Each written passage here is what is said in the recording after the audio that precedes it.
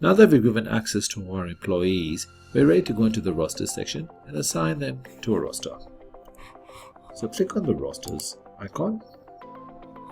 Click here to access the rosters module.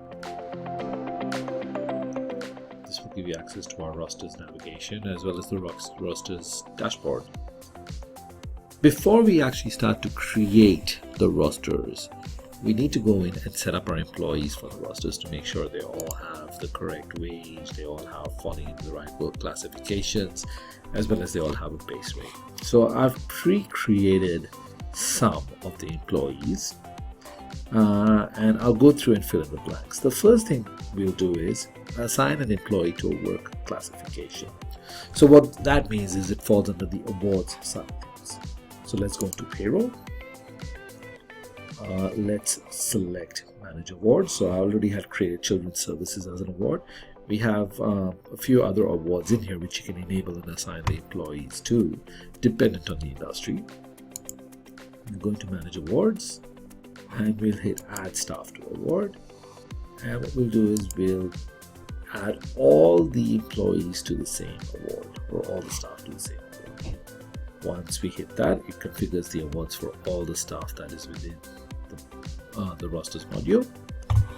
Then if we go back, let's apply the classification level. Alright, so for Clark, let's say he's a full-time employee.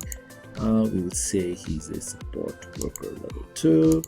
Catherine, she is a full-time employee, and I would say she is an early life teacher, so she would fall into, let's just say, children's services employee director. Then we have Louise, who falls into the children's service employee level 5.4. Tom, we'll give him casual, and he is a support worker. We'll hit apply.